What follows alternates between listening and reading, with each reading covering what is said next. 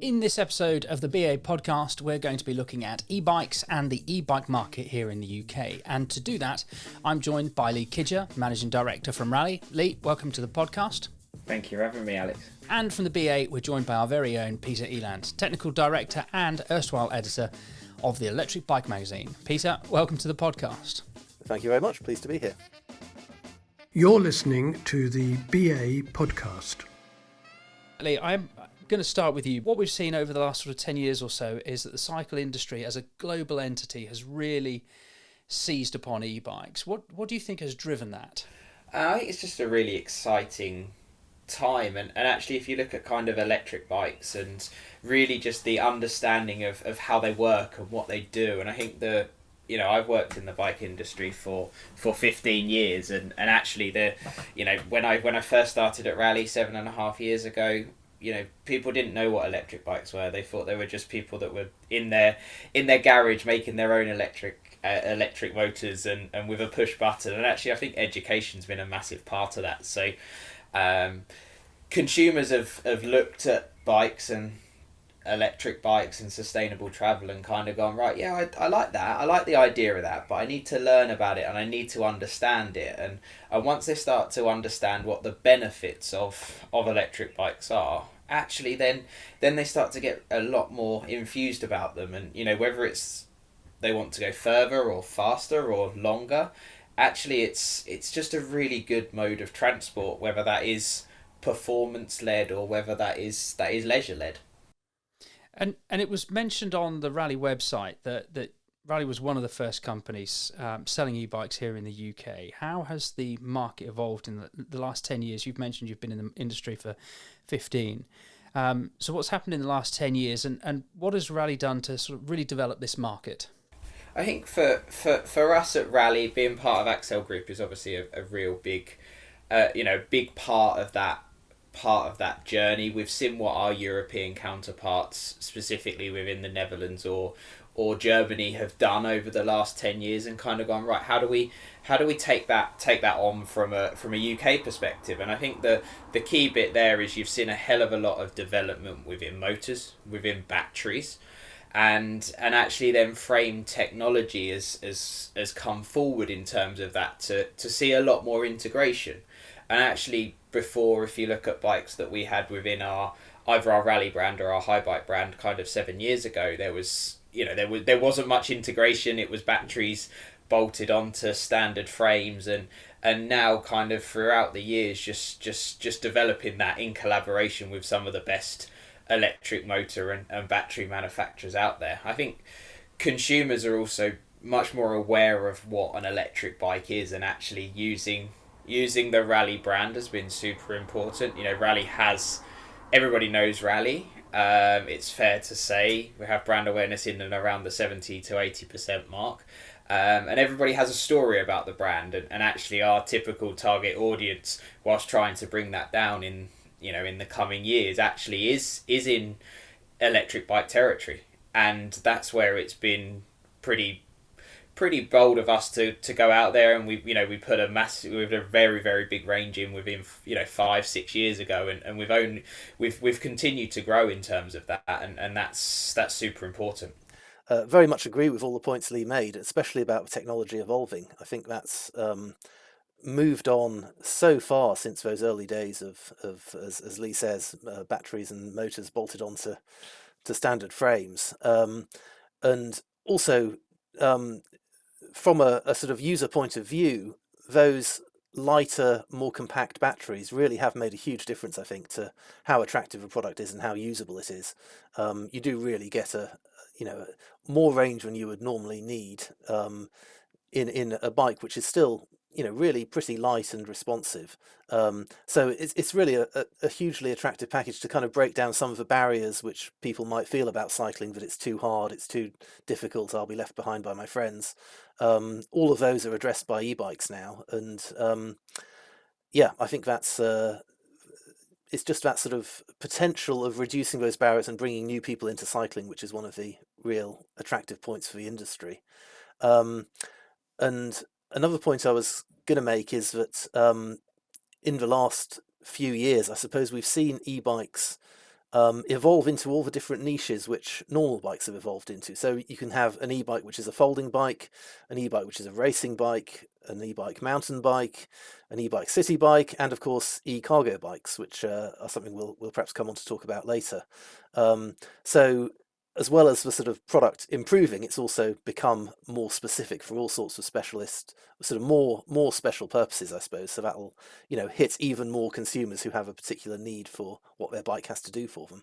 Yeah, you've both mentioned technological advancements there. Are we talking about the same sort of issues that you hear now with people mentioning when they talk about EV cars, things like range anxiety? Was that historically an issue? Has it now been addressed? Are people less concerned about that? I think it was historically an issue, and it still is an issue. And I think consumers do worry about range anxiety. They do worry about how heavy the bikes are. Typically if we go to consumer shows, the two questions you get asked is how far can I go on this bike with the electric assistance, and how heavy is the bike because I want to put it on a bike rack. So we have to continue to try and challenge them theories and actually challenge what the consumer wants. I think range anxiety is a key one. Because everybody will buy the bigger batteries, and we've seen within our sales that actually bigger batteries, more powerful motors are even more popular than the entry level. So if you could go from a 3 or 4 or 500 watt hour battery, typically consumers are going for your 500 watt hour batteries, and you're seeing even bigger batteries come with like 625s and 750s. I think the key bit is actually about education and I think that we call them e-bikes, and it's a very industry-led term, and I don't like it.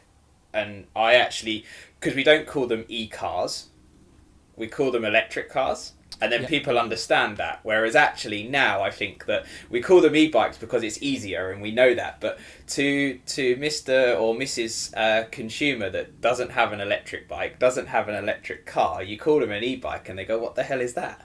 So I think there's a big education piece we can do as an industry to share with people that actually electric bikes are these are the reasons why you would buy an electric bike. Yeah, I think also it goes back as well to the sort of different usage people put it to. I mean, if you're commuting 5 miles to work on an electric bike, you honestly don't need an enormous battery pack. If, on the other hand, because something you can buy fairly affordably right now will probably last you for a week's worth of commuting. If, on the other hand, you're taking an electric mountain bike up a huge mountain somewhere, you absolutely do want as much battery as you can possibly get. And equally, if you're taking it on a all-day ride, maybe on holiday, there's a good case for excess range. One other point is that one of the great things about e-bikes is you can just take the battery off a bike and charge it at any mains charging point, and that's a contrast which I think people don't always realise with the electric car market, which does require a hugely expensive charging infrastructure when you're away from home. But the absolute ubiquity of being able to plug an e-bike into a main socket is, I think, one of its real advantages, and one that's perhaps a little bit undersold at times.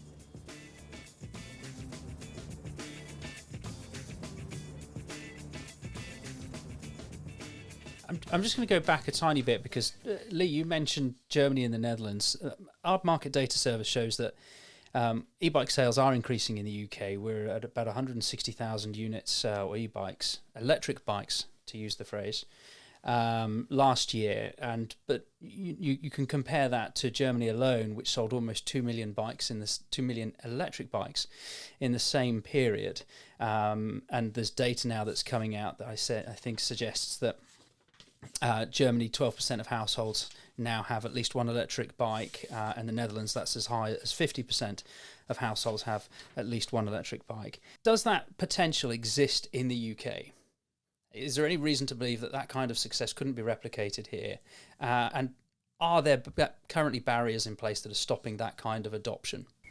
So I think it can exist, and I genuinely believe it will. And I'll kind of go on to why. And I think that the key bit there is that if you look if you look at UK economy versus Central Europe in terms of, say, Germany or wherever, we're typically 5 to 7 years behind whatever they do anyway. Whether it be mobile phone technology or whether it be car technology or whatever it may be, we're always behind them in terms of that. So we'll always be trying to catch them up in terms of sales. If you look at kind of the research that Kanibi did back end of last year in terms of having a look at kind of where the market's looking and where the market could go, they said, their estimations were by 2030 that there'd be around about 1.1 million electric bikes sold in the UK. If you draw a graph on that year on year from today to 2030, and then look at Germany from today back 7 or 8 years, it's the same curve. So actually, it's not unreasonable to think that we could be in and around that 1 million electric bikes sold by 2030. I would say that the infrastructure of where we have in the UK as opposed to Germany is very similar. You can't compare our infrastructure in the UK to the likes of the Netherlands because their infrastructure is really, really good and so much better than we have in the UK or Netherlands. So do I think we could get to 1 million electric bikes by 2030? Of course I do. I think that's a really important step. Now that there are going to be barriers, there are lots of barriers to doing that. One, a lot of people talk about the weather. I would say that actually that's more mentality than weather, because the weather in the Netherlands is just as bad as the weather in the UK at times. Infrastructure plays a big part in it, but I don't think infrastructure is the be-all and end-all in terms of actually getting more people cycling. It's habits, and I think what we've seen over the past 2 years with the pandemic is actually people have changed habits, whether that was changing from going to a gym to riding a bike or using less public transport but using a bicycle to get around. Actually, we'll continue to see that. It won't grow as fast as what it did when we did have lockdowns and it was almost a little bit forced. But I do believe that actually within the next 4 to 5 years, but within the next 10, we will see significant growth in the electric bike market, because they'll become a lot more widespread and there'll be a lot more discussions about where that, what we could actually do to make a difference from an electric bike and a sustainable mode of transport. And governments are clearly trying to reduce carbon emissions, and the bicycle and electric is probably the single best way to do that. So I believe that there'll be a lot of funding and education into why the bicycle is so good for that. Yeah, I think Lee has done a fantastic job covering pretty much everything there. The only thing to add perhaps is that there's been quite a bit of analysis about about the fact that you simply can't scale up electric car deployment fast enough to tackle transport emissions as a sort of single silver bullet. So you actually really need to shift some of those car journeys to principally cycling. So that's absolutely an imperative if we're going to address the climate issues and reach those targets. So as Lee says, we think there has to be government support for e-bikes. We did some research at the Bicycle Association, or we commissioned it from Transport for Quality of Life, looking at some of the e-bike subsidies which have been applied in Germany, France. Most of the European countries have some direct subsidies for e-bike purchases, and that's not to sort of subsidise the kind of generally better off people who do buy e-bikes by and large. It's to kickstart the market, it's to pump prime, it's to build that capacity so that as you need those e-bikes to take some of the burden of transport for climate reasons, it's there. And we can see a clear kind of acceleration of that uptake where those schemes have been put in place. and we really think there's a strong case for that to happen in the UK as well. Lee, you've mentioned a few things that you don't believe are barriers and not necessarily such significant barriers. But what are your views then on things that do need to change in order for the potential of this market to really be unlocked? I think if you take the short term, everybody could talk about supply chain from a short term position, but that's not really the purpose of where we want to go from a longer term position. Mm-hmm. So I think that has definitely stumped growth in the last year and a half for sure. I do believe that the education piece is probably the most important part of how we make a difference within the UK, because I do think actually there are serious, the changes to the highway code have helped, and they've helped massively, but again, it's got to be education, employment, and making sure that actually people abide by that code. So for me, I can, everything that I see within the market and outside of the market, I can see that there will be little barriers, but there's not going to be anything that's fundamentally needs to change for us to make a big impact in terms of this, because you can see, if you just put down the advantages and the disadvantage of electric bikes, the advantages far outweigh the disadvantages. Mm-hmm. Of course, cost is going to be one part of that, but my argument to that is that actually, if you look at our data, actually, the Raleigh and the High Bike and Lapierre sales, our average selling price is going up much bigger than inflation. So it's not just the pricing is going up. It's because actually customers are going, right, yeah, I understand this. Maybe they brought their first electric bike kind of 5 years ago, and they spent £1,000, £1,200, £1,500. They really liked it. They used it a bit. Now you're looking at average transaction prices starting with a 3, and sometimes starting with a 4, and you're going, yeah, well, these are serious purchases now. Mm-hmm. And that's kind of where, yes, and there are subsidies or fiscal stimulation to be able to support that.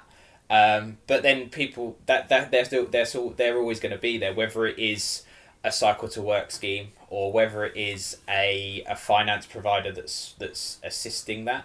That's quite interesting as to how people get more involved in electric bikes. But I guess that then comes back to education again, because everybody, if you look at mechanicking on bikes, everybody feels like they can build their own bike, they can fix their gears, they can fix their brakes. But whenever you do that for a car, you take it to a car service, and that's where actually, as bikes become more technologically advanced and actually the industry becomes a little bit more like the automotive industry, actually then that service-led proposition from the independent bike retailers is even more important than ever before.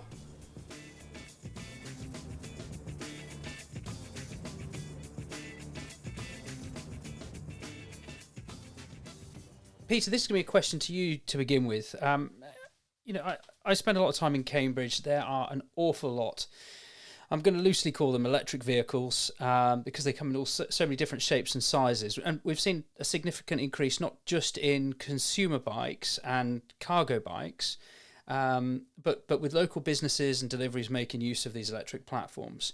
They don't all seem to operate in the same way. What are the rules for electric bikes here in the UK? Well, yeah, electric bikes have a rather privileged status. They're treated essentially as bicycles. So the rider has to be over 14, but if an e-bike meets all the rules for what's called an electrically assisted pedal cycle, then it doesn't become subject to any of the things like registration, tax, compulsory third-party insurance, driver license, and so on, which apply if you're using a motor vehicle. So the criteria it has to meet to have that status is that the continuous rated power of the motor must be no more than 250 watts. The motor must cut out when you're pedalling above 15.5 miles an hour or 25 kilometers an hour. And the pedals must be capable of propelling the electric bicycle. There's a further restriction on what's called twist and go throttle. So if the motor can activate above walking speed without you pedalling, then the bike needs to be type approved, which is a regulatory process needs to be gone through, which is the automotive approvals process. That needs to happen before the sale. So effectively, that means that almost without exception, there are some exceptions, e-bikes do need to be pedalled to get the motor to work. Those are the kind of legalistic rules. It's actually quite a simple framework, and within that there's a huge variety of electric bikes which can operate under that framework. So that ranges from the smallest folding bike to really quite a sizable cargo bike, and they all fall within those rules. Some of the vehicles you see on the streets are under different rules. For example, there'll be e-scooters which are legal to use under a rental trial scheme, which is currently running in certain cities. Cambridge as well. Is yes, one of yeah. them. Yeah, indeed. There are also private e-scooters which are not legal to use on the road or on the public highway at all. And certainly we can perhaps talk in a future podcast about all the potential upcoming debate, I suppose, about whether e-scooters should be legal and what form of regulation they should fall under if they're not part of these rental trials. But yes, that's the basic rules to qualify as an e-bike, and I think it's actually that status of being excluded from the motor vehicle regulations which is absolutely key to the popularity of e-bikes, because it gives you such a low barrier to entry and freedom from bureaucracy, I suppose. When you buy and use an e-bike, it's just the same, as long as you're over 14, as picking up, riding a bicycle. And yeah, that's something that the industry is obviously very keen to safeguard, and why the industry, I think, has united really against any what we call tampering, any sort of de-restriction of e-bikes so they can go faster than the rules permit, simply because any time you do that, you're running the product outside the envelope it was designed for, which has certain safety risks, and also because it brings those rules into question. And if it does that, then it threatens the success of e-bikes. If that very light touch regulatory status is coming under question. And I suppose there is an element there, and it goes back to what Lee's been talking about education and the understanding within the consumer marketplace of what these bikes are capable of. I remember earlier this year, the news that Simon Cowell had an accident on his electric bicycle, but what wasn't made clear was that had happened in the US, and it was on a platform that wouldn't have been recognised as an e-bike here in the UK. That's correct, and it would fall under one of the motorbike categories, because I think I don't recall the exact details of the model, but it went too fast and it had too powerful a motor to be qualifying as what we call an electric bike or an e-bike.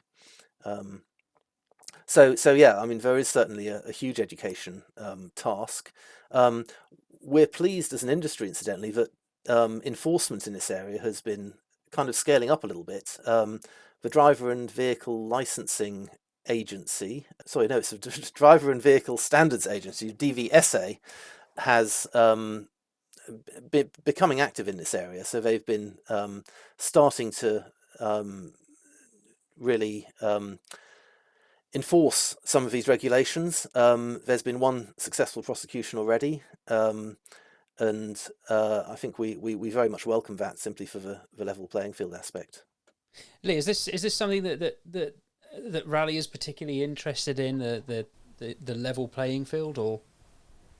Yeah, I think from our side here at Raleigh, it's important that there is a level playing field for all brands that are selling electric bikes out there in the marketplace, because I think that's the key one for me and for us, because actually then it allows the safe use of electric bikes within urban environments and village environments, or wherever it needs to be. It needs to be a safe playing field for all brands, and also for consumers to ride these bikes. And that's where I think actually the benefit of having this strong regulation is key, because that's important. Yeah, just one other thought on that is that I know there's been some debate around the speed limit of 15.5 miles an hour, but as Lee just said, this is a limit which has to apply to absolutely everybody. This is a kind of blanket speed limit. There will be some riders who find that frustrating. That's inevitable, but this limit has to apply both to young and fit riders and to perhaps elderly and frail riders who might not be able to handle a higher speed in safety. And it has to apply both on the empty country road and on the crowded city centre, where a higher speed wouldn't be safe, even if it perhaps would be safe on an empty country road. So it's certainly not perfect, but I think it's what we have, and it's on balance a good set of regulations, and they haven't been a barrier to the huge growth in mainland Europe, for example. So yes, I think, as Lee says, the level playing field is really important, and I think it's actually on balance set at a reasonably good level, you might say. Research that we've done, and also whether that's anecdotal or statistical research, actually, if you raised that limit, people would still only go maybe 1 or 2 mile an hour faster. No, I agree. And the other issue is if you start opening a debate about that speed limit, it's just impossible to do that without also opening a debate about, well, shouldn't they have mandatory insurance, and shouldn't helmets be mandatory, and, well, what about high-vis clothing? It's extremely risky to propose a higher speed without corresponding safety measures, which would, I think, really risk making the market less attractive for these e-bikes.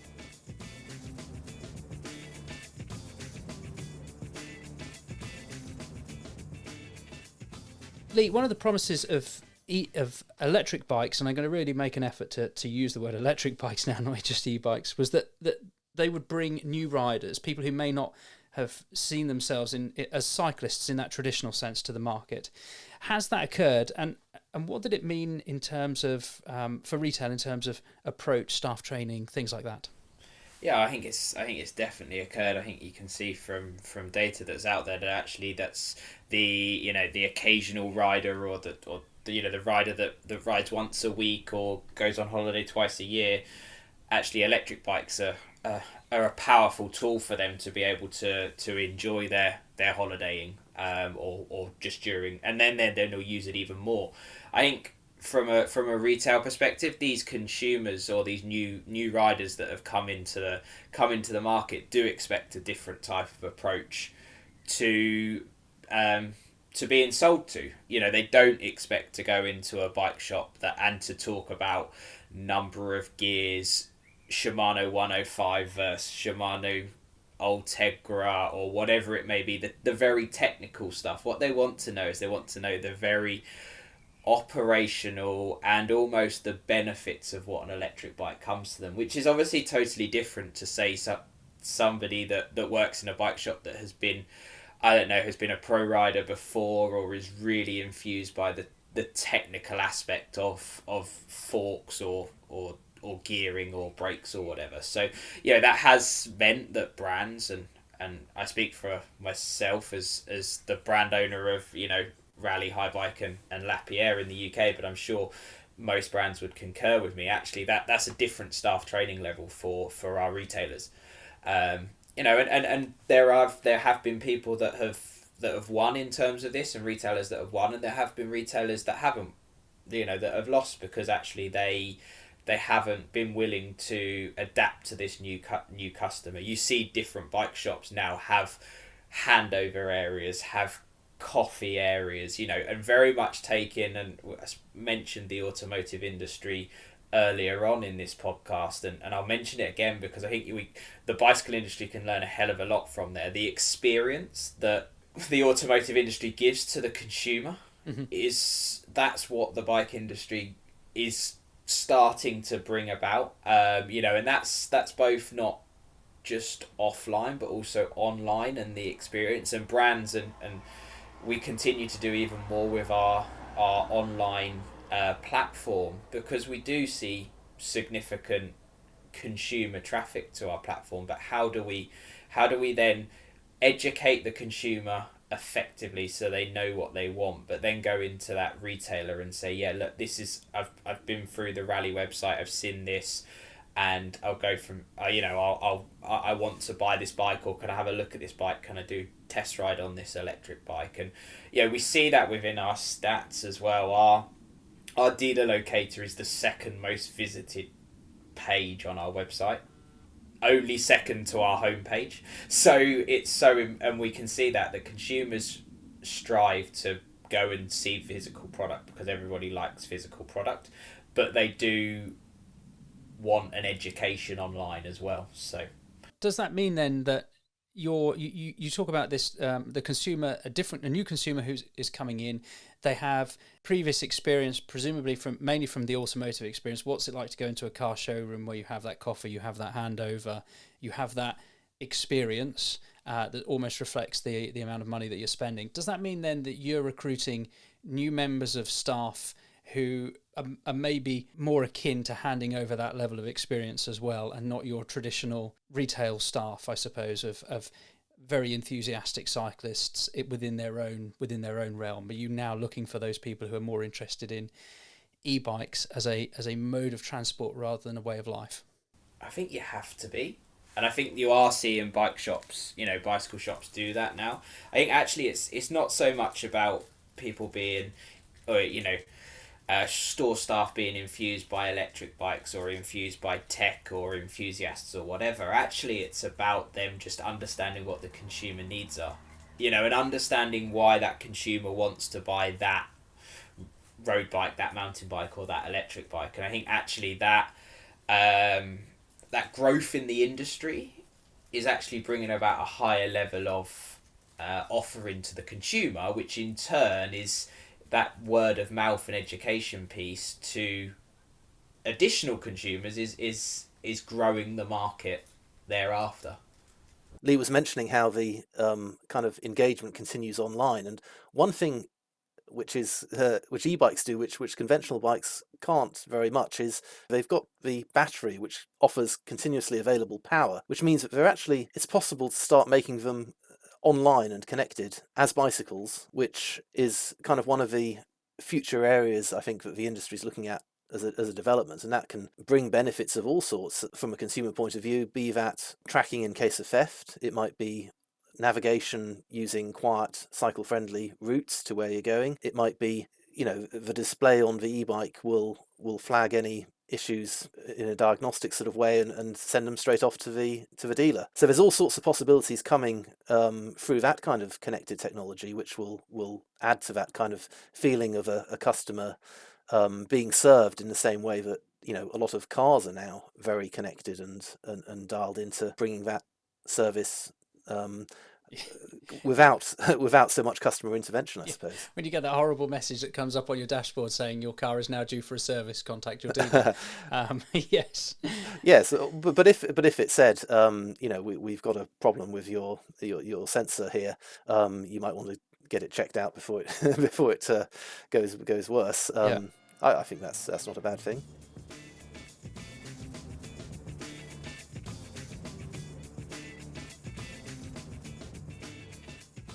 Lee, it's not just the consumer landscape that has changed, though, is it? I'm thinking now we've focused mainly on electric bikes, but there's also electric cargo, and that's changed the retail market as well. Yeah, no, majorly, and you will have seen that there's a lot of electric bike only retailers.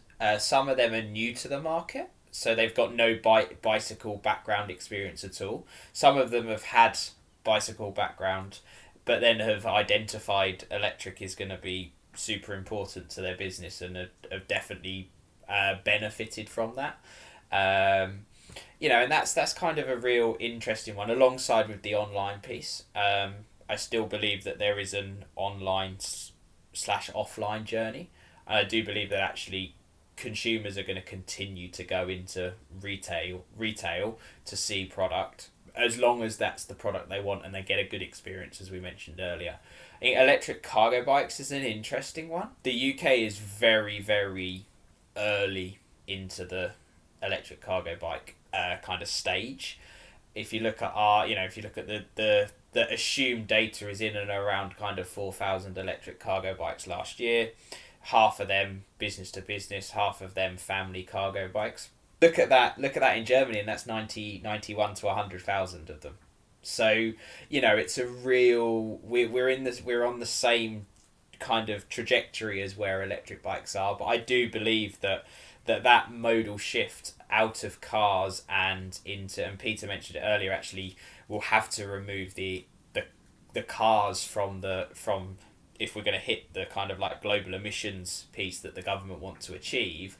Actually, electric cargo bikes could be really important to that. Now, that said, we've got to continue to educate. There is anecdotal research that says that actually you do get given more space and you feel safer on an electric cargo bike on the roads, because actually drivers can see children in the front or the back, depending on what brand of cargo bike it is. And my own personal experience, and I have one that actually people want to talk to you about them but still feel a little bit like, oh, what is that looks a bit strange, and then they see your son or your daughter sleeping in there, and you kind of go, yeah. So I think back to kind of your retail question, cargo bikes are about trial and about testing them, because they are different. But once you get riding them, they're absolutely fine. My wife rides our two-wheeler electric cargo bike, and yeah, for the first 5 minutes she had to get used to it, but now she's absolutely fine going to the shops, going swimming, whatever it may be. So yeah, I think the retail landscape has changed and will probably change again. And for me, there's the good bicycle retailers at the moment will adapt to the changing times for sure. Well, I was just going to say there is huge potential on cargo bikes, and one of the perhaps the best ways of approaching this with some consumers anyway is to pitch them as a second car replacement. If I think a number of households have a second car, which is maybe a smaller car used for errands around town, which are very substitutable by a cargo bike. And obviously petrol prices have been in the news now, and it's probably not going to be a downward trajectory for those. It's going to be upward in petrol prices, and households may be looking at an environmental lower cost way of doing those local errands without using a car. And I think, and if it's great fun to do and it's healthy and it feels safe, as Lee just said, e-cargo bikes are just a really strong proposition for that kind of substitution. Lee, you mentioned right at the very beginning that the pandemic had been effectively a strong push factor that encouraged people to try and then to buy electric bikes, and that we were unlikely to see that sort of level of acceleration again. That was a once in a generation affair. Certainly, we hope it is. But do you see those rising petrol prices as another push factor, although maybe not quite as strong as the pandemic was, encouraging people to look for alternative modes of transport?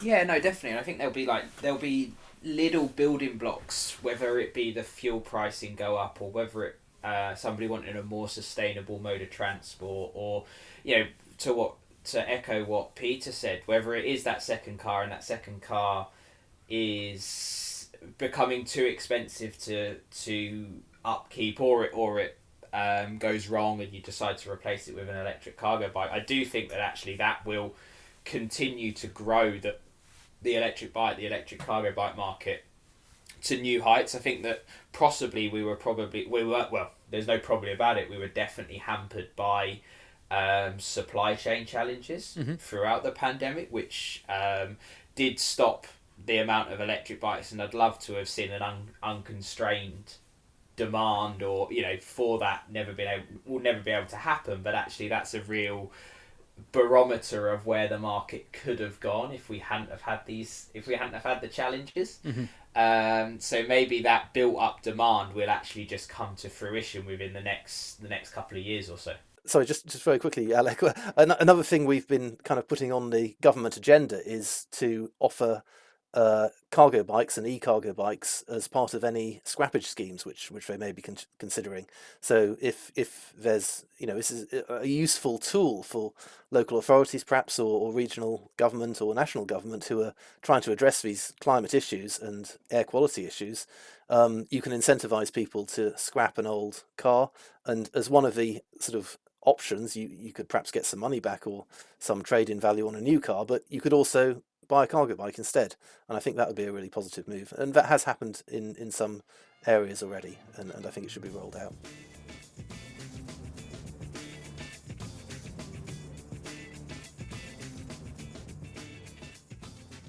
Lee, you've mentioned the fact that electric bikes have required a different approach in how retailers interact with consumers.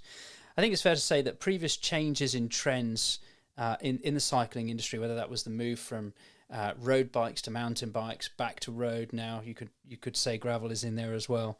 They really focused on how a bicycle was being used, but the bicycle was very similar and familiar to the consumer and to those people who are involved in the retail and the maintenance, etc. E-bikes have brought a whole new level of complexity with programming, batteries, power packs, drive chains, etc. And of course, the value of those bikes in themselves, having gone up so dramatically, means that security has become a bigger concern. How has Raleigh really responded to these developments and this significant change in the industry? I think I'll answer it differently now, as if I was to answer it kind of like 5 or 6 years ago, where the technology was up and coming, but there was a lot of, different types of systems, and there wasn't a lot of, fixing being able to be done, or work being able to be done on them systems, or if they were, you were knowledgeable about electronics or whatever.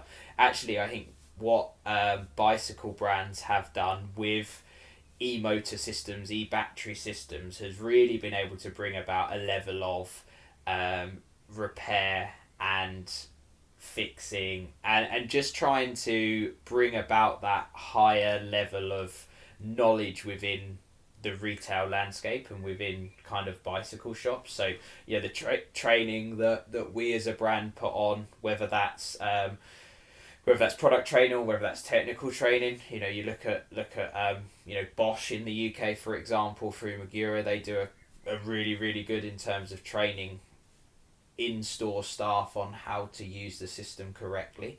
And it's become a lot easier to use that sort of technology, whereas before, as aforementioned, it was kind of a little bit more challenging. So, it's an education. I guess that's probably the phrase or the word of this podcast is kind of education, and I think that actually that's been really important across the whole value chain, because they are, now you have diagnostic tools available for electric motors, electric batteries.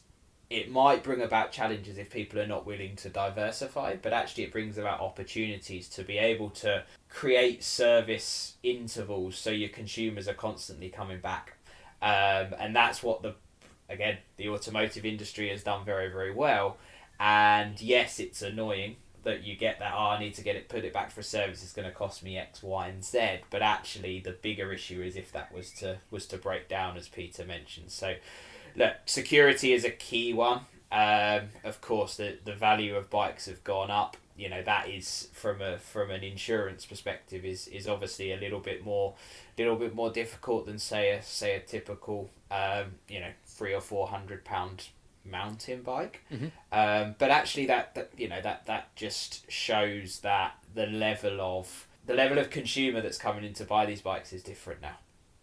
And that really shows to us and probably to other brands that actually there's a different type of consumer out there, and the ones that are looking at that new dimension to retail are definitely winning out there in the market. You can see it from the conversations that we're having within the marketplace. I was just thinking, and we might be coming to it, but there's also a kind of another new thing that e-bikes have brought is a new kind of responsibility on the whole industry to look at the environmental aspects. And as Lee says, there's a big emphasis on developing a product with a long service life, which it's not, e-bikes are very much not throwaway goods. I mean, they, as Lee says, they come back and back, and components can be replaced, electrics can be fixed, and it's a long-lived product. But then there are new issues which e-bikes bring about. For example,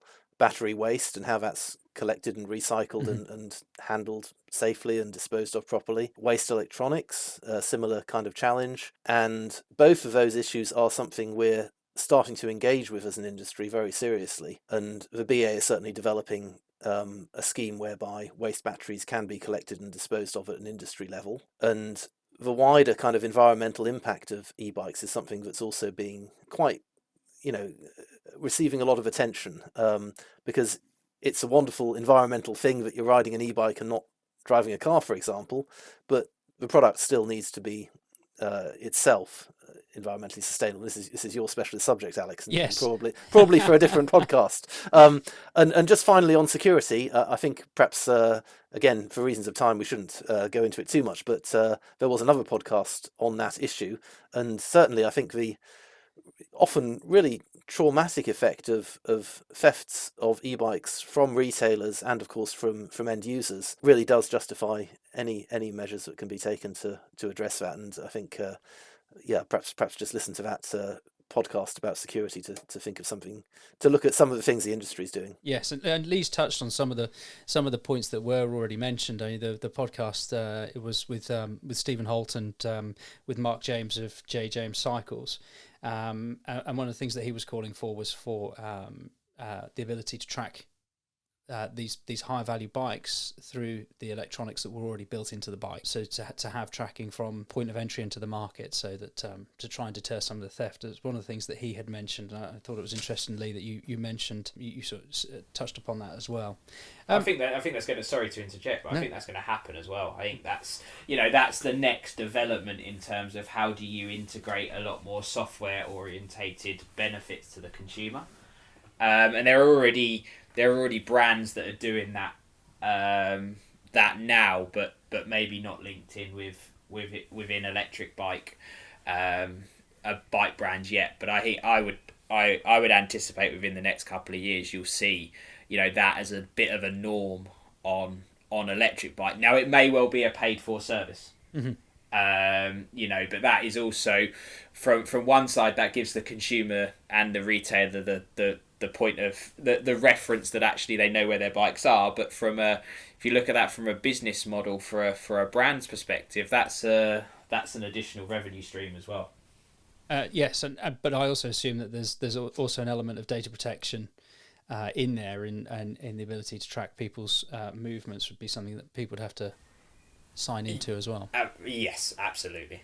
I suppose really my last question then is how do you see brands, industry, the likes of BA working together to push this industry forward? I mean, we've already touched upon some of the things like infrastructure, how much of an influence that is, but also government support. But what do you think is now needed to really help make sure that we achieve that same trajectory of growth that Germany, the Netherlands, and the likes have experienced already?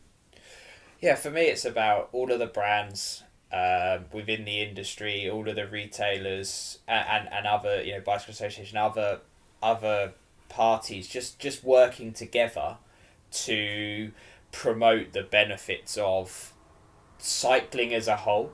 So you put it cycling as a whole, but that can include electric bikes, can include electric cargo bikes, can include just a traditional bicycle as well. And I think actually by powering together, investing together, actually that will bring about change within the UK consumer.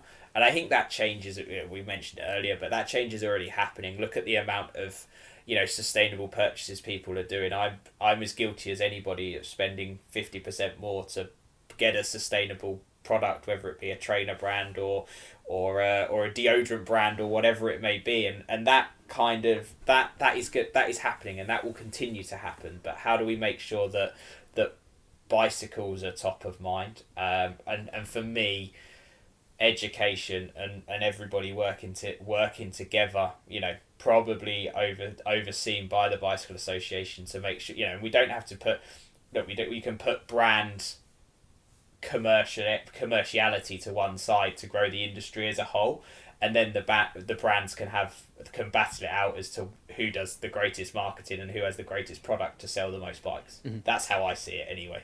I absolutely agree, and I think the other sort of ingredient in this is the government legitimising e-bikes as a serious mode of transport, and that's that can be done in several ways. One is as a kind of principal aim of any subsidy or incentive scheme, as well as obviously just addressing the price issue. It gives a strong government endorsement of e-bikes as something to be encouraged, and then you can kind of roll that out into all discussions of electric vehicles should include an element of e-bikes, because they are as much a mode of transport worthy of kind of mainstream support and endorsement as electric cars or electric motorbikes or whatever it might be.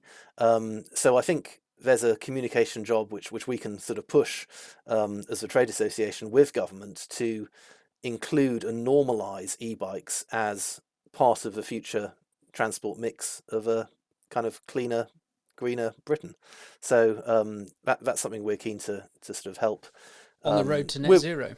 On the road to net zero, indeed. So with the kind of whole industry behind us, that's something we're very keen to promote in government, and I think that's starting to cut through. Actually, government has also adopted the term e-cycles rather than e-bikes, which is, I think, a positive thing, because it kind of emphasizes the inclusivity of people who might use a tricycle for balance reasons. Many cargo cycles are also freewheelers, sometimes four-wheelers. So yeah, I think the messaging and the normalization is something that the whole of officialdom, government, local, national, regional, can really help push forward and just make it a very normal thing to own an e-bike. That's all we have time for in this episode of the BA podcast. As usual, we'll put the links to everything we've discussed in the episode description, or you can head over to our website at www.bicycleassociation.org.uk, where you can also find out how to become a member. If there's a topic that you think we should be exploring here on the podcast, then please drop us an email at media@bicycleassociation.org.uk, or use our Twitter handle @bicycleassoc. Lee, thank you very much for joining us on this episode of the podcast. It's been great getting your insight into where the electric bike market is today and where it's going. No worries, thanks for having me. It's been great conversation. Peter, it's fantastic to finally get you onto the podcast. I can't believe you've managed to avoid it for this long. Yep, happy to join again any time. If you've enjoyed this episode, make sure to click subscribe before you go. But from me and everybody here at the Bicycle Association, bye for now. No, I was trying to hang up, but didn't work. Is it that one? No. That one? No. How do you hang up? That one? No. Is it that one?